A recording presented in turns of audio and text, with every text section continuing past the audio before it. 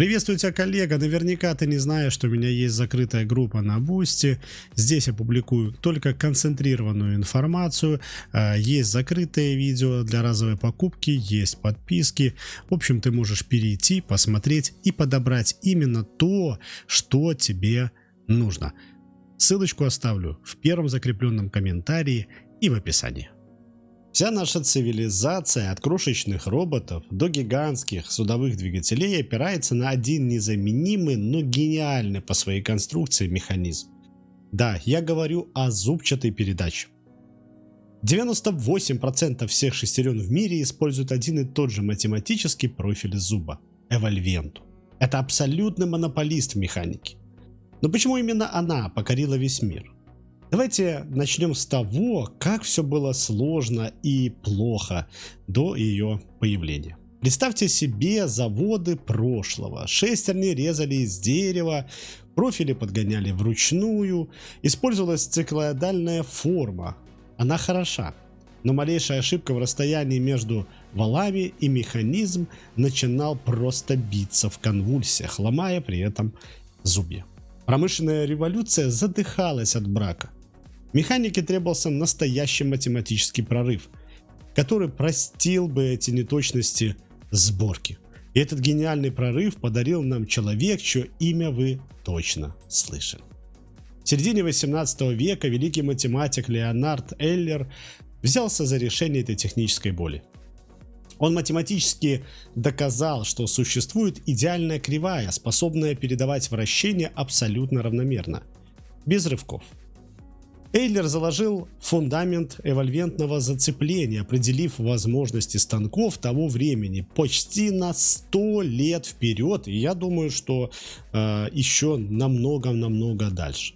Но что же такое эта загадочная эвольвента, если говорить простым языком? Поверьте, вы можете визуализировать ее прямо сейчас. Возьмите обычный цилиндр, намотайте на него нить, привяжите к концу карандаш. А теперь просто разматывайте нить в натяг. Линию, которую нарисует карандаш в пространстве, это и есть наша пресловутая эвольвента. Проще говоря, это развернутая окружность. Цилиндр, с которого мы разматываем нить, называется основной окружностью.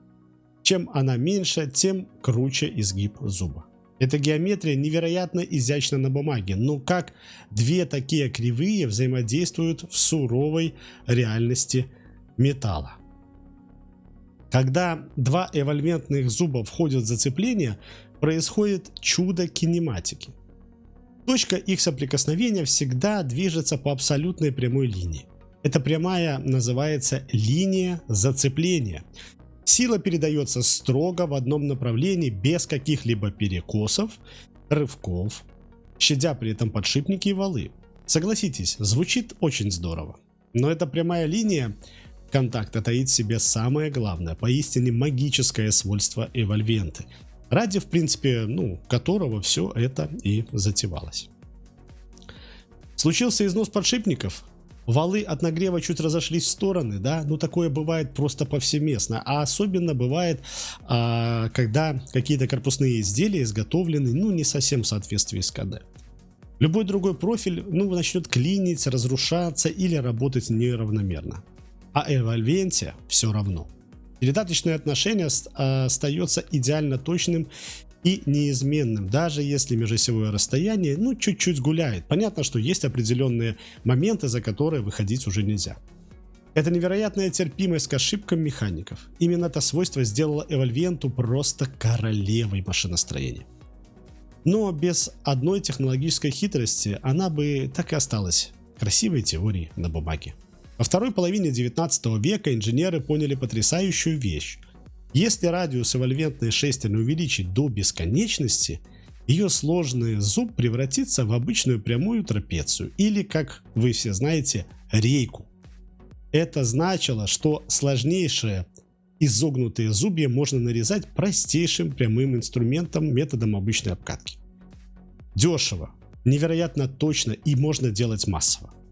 Эта простота привела к созданию единого мирового стандарта, и вы сталкиваетесь с ним каждый день, даже не подозревая.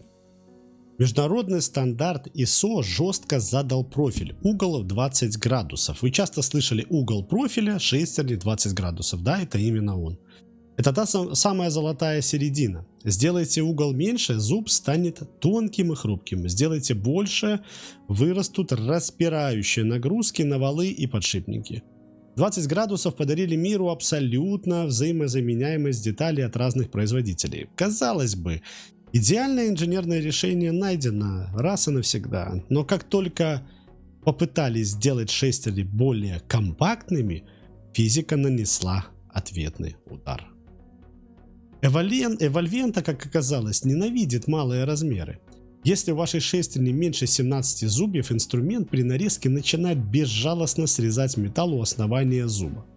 Образуется так называемая осиная талия. Зуб становится катастрофически тонким у основания и при первой же серьезной нагрузке с хрустом отламывается. Чтобы спасти компактные механизмы от разрушения, технологам пришлось придумать один гениальный, непростой трюк с геометрией. Этот трюк назвали смещением или коррегированием. Мы просто чуть-чуть отодвигаем режущий инструмент при нарезке. Evolventa смещается, и база становится более толстой, мощной и неуязвимой для излома. Мы можем настраивать зуб под любую задачу, не меняя инструмент. Отлично, мы спасли основание зуба.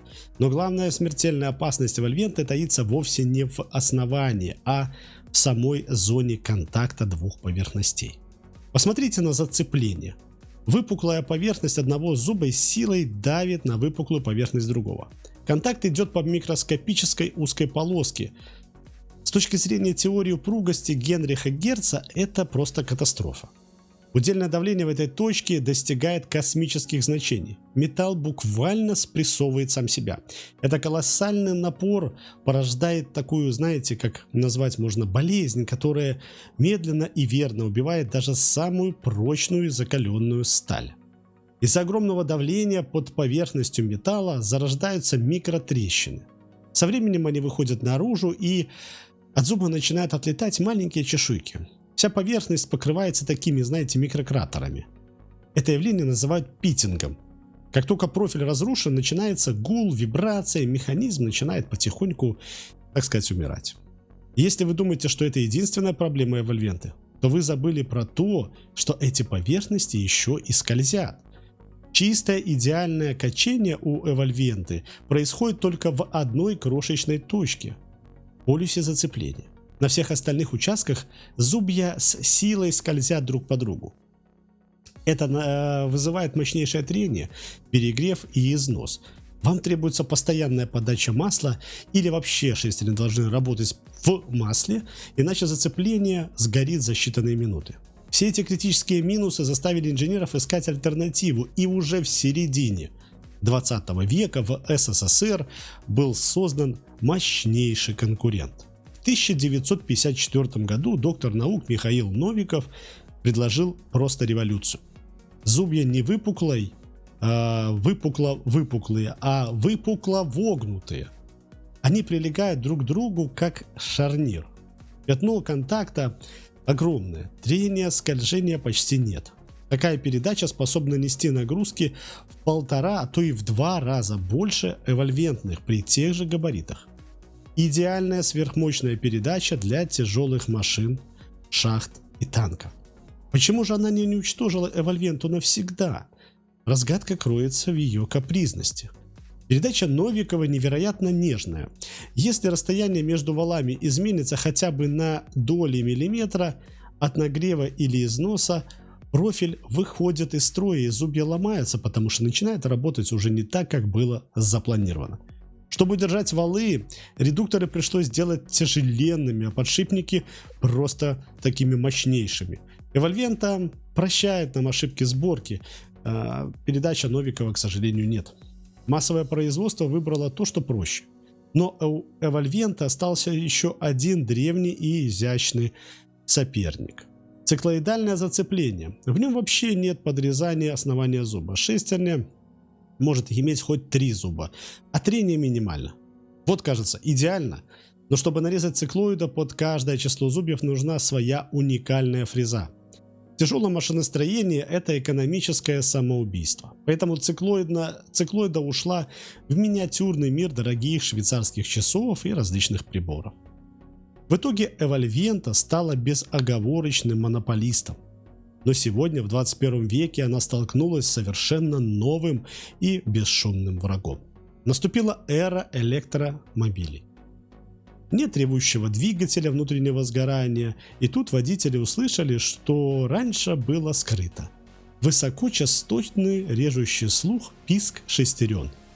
Даже идеальная Evolventa имеет микроволны от шлифованного станка размером в дольний микрон. На огромных скоростях электродвигателя эти нановолны генерируют так называемые призрачные тона. Чтобы заставить Evolventa замолчать, инженерам пришлось спуститься в микроскопический уровень. Сегодня инженеры намеренно искажают классическую Evolventa. Делают зубья бочкообразными, искусственно срезают верхушки на несколько микрон, чтобы зуб входил в контакт мягко, как по маслу. Инженеры буквально лепят звуковую волну, замазывая писк широким спектром приятного шума. Это уже не просто геометрия, это настоящая психоакустика. А чтобы контролировать такие микропрофили, на смену классическим чертежам все чаще и чаще стали приходить совершенно иные цифровые технологии, что не может не радовать. Мы используем лазерное 3D-сканирование для холистической оценки каждого зуба. Искусственный интеллект и нейросети анализируют малейшие вибрации трансмиссии и создают цифровой двойник.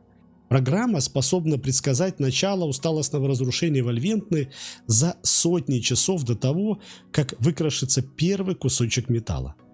Эволюция этой гениальной кривой не закончена. Каким же будет финальный вердикт для эвольвентного зацепления спустя почти 3 века после Эйлера? Эвольвентное зацепление не безупречно. Оно страдает от подрезания, изнашивается от трения, крошится от давления герц. Но это самый совершенный компромисс между простотой изготовления, математической красотой и невероятной надежностью. Леонард Эйлер оставил нам такое наследие, которое в прямом смысле вращает весь этот мир. Изучайте механику, чувствуйте металл, и вы сможете свернуть горы. А у меня на этом все, друзья. Пишите свои комментарии, ставьте лайки, возможно дизлайки, и всем добра. Пока-пока.